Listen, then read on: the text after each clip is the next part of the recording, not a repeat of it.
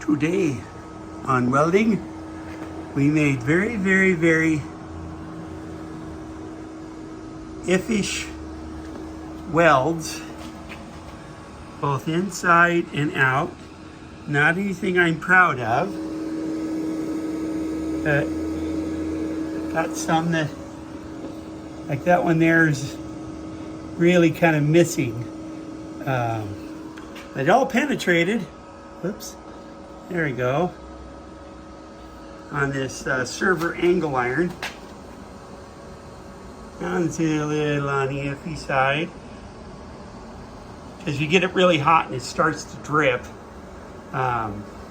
Doing 90 amps. Anyway, I'm going to make a table out of this.